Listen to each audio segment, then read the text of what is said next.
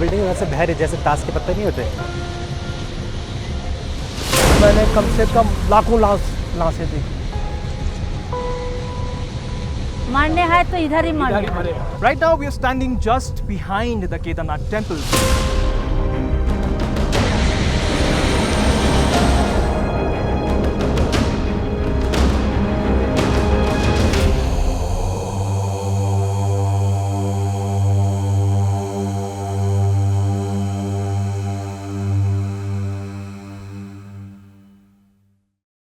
We are just about to start the main Kedarnath trek, the 16-kilometer long Kedarnath trek. But before we can start that, we also had to go through a really long queue. अभिनव, ये जो लंबी line थी वो किस बारे में थी? Anthony, basically यहाँ पर रजिस्ट्रेशन किया जा रहा था। जो लोग श्रद्धालु आ रहे हैं, केदारनाथ जा रहे हैं, उन्हें इस तरह के कार्ड दिए जा रहे हैं ताकि सरकार के पास जानकारी रह सके कि कौन कौन लोग यहाँ पहुँच रहे हैं। जी जी। और आगे का रास्ता कैसा है अभिनव, थोड़ा इस बारे में आगे पूरा ट्रैक है, हमें पैदल जाना होगा और ये करीब 16 किलोमीटर लंबा ट्रैक। कितना टाइम लगेगा ट्रैक करने, क्या लग रहा है? मैं तो थोड़ा बहुत फिट हूँ, मैं तो कर लूँगा। आपके बारे में क्या है? मैं भी फिट ही हूँ, थोड़ा सा गला मेरा प्रॉब्लम है, बट गले से तो जी। हम दोनों के लिए सोनप्रयाग से गौरीकुंड का 4 किलोमीटर का सफर आसान था, लेकिन मन ही मन में हमें पता था कि आगे का रास्ता काफी मुश्किल होने वाला है।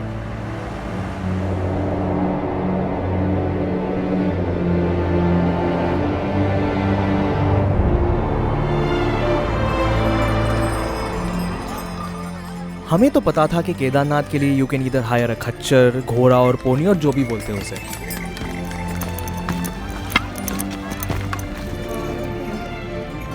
But when we reached Gaurikund, we were shocked to see how pilgrims were being carried in baskets attached to the backs of young men.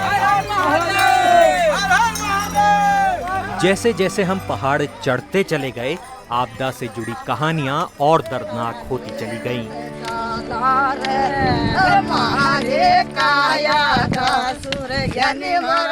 सत्रह को जो है सुबह 6 बजे के लगभग केदारनाथ के पीछे से हमने नदी को इस प्रकार से देखा है कि ऐसा रूप हमने कभी नहीं देखा है। ऊपर से आ गया गुरु, ये काला ऐसे जैसे ये है ना कोरा लग रखा है काला, ऐसे आ गया था वो। फिर हम थोड़ा भाग के ऊपर जाने और 2 मिनट ही उधर से साफ हो गया।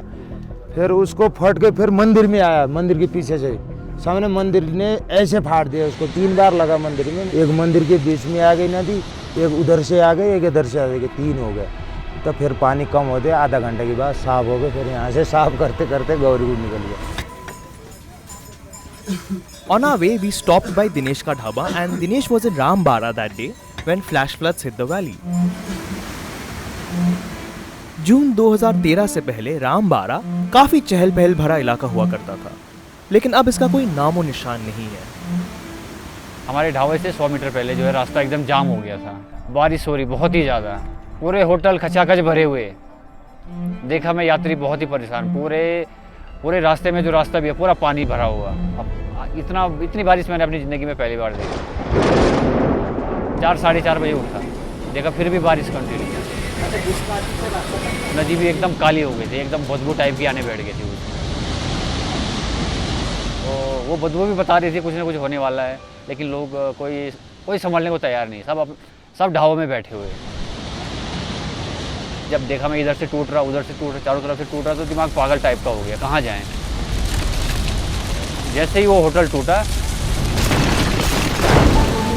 उसने जो है आधे रामबाड़ा को साफ कर दिया। ऐसे लेके जैसे पत्ते होते तो पूरा साफ कर दिया। हम लोग इस वक्त रामबाड़ा में हैं, जो केदारनाथ और गौरीकुंड के बीच में पड़ता है। ये वही इलाका है जो आपदा के दौरान सबसे ज्यादा प्रभावित हुआ था एंथनी। इनफैक्ट अभिनव, ये पीछे का जो रॉकी टेरेन है उस पे एक मार्केट हुआ करता था, लेकिन नदी का डायरेक्शन जब लेफ्ट साइड से राइट साइड चेंज हो गया, वो पूरा मार्केट बह गया इसके साथ। था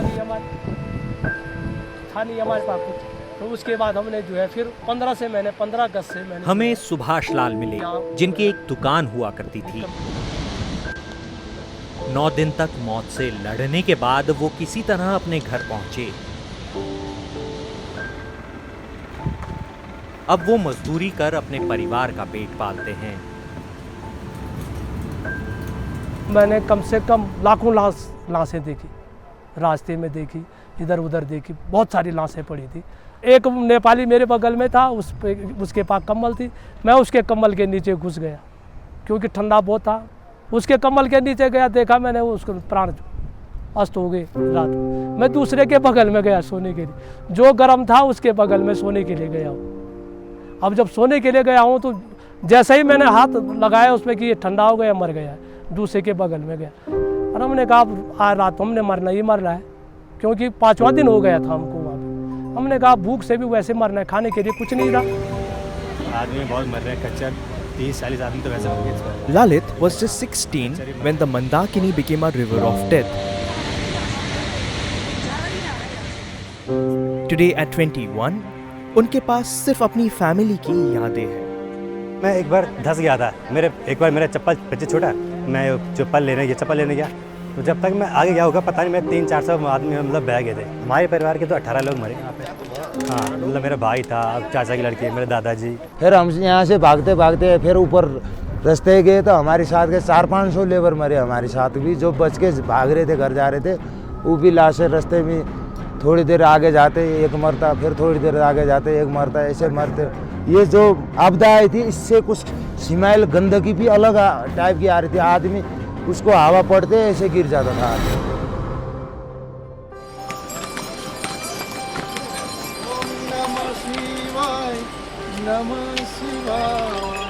रामबाड़ा से केदारनाथ का रास्ता खड़ी चढ़ाई की तरह है। हमें ऐसे लोग भी मिले जिनकी आस्था के सामने कोई मुसीबत टिक नहीं पाई। बोलो जैसे हो मैं पैदल ही जाऊंगा, मैं घोड़े पे नहीं हो जाऊंगा, चाहे रात 12 बजे हो जाए। हाथ टूट गया है, हाथ टूट गया आज, लेकिन फिर भी आज सुबह हाथ टूट गया। यहीं पर भोले बाबा का घूमे मरेगा, लेकिन जाना होगा, मरने है तो इधर ही मरेगा। मेरी शिव भगवान पे आस्था है और आज मैंने यहाँ पर 12 ज्योतिर्लिंग अपने पूर्ण किए हैं।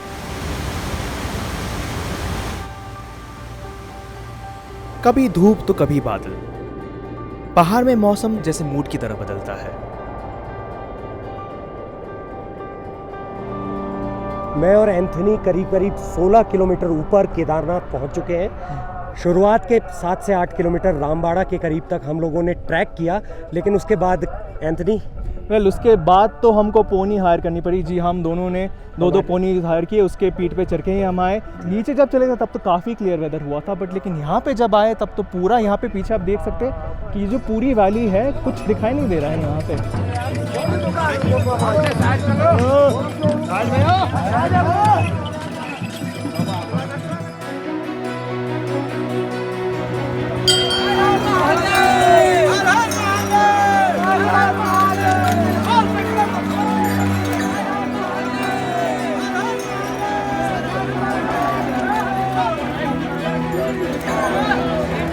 जयते ब्रह्मा वीरा जयते विष्णु वेद ऋचां पठते इति मद्चरण सर्वम्।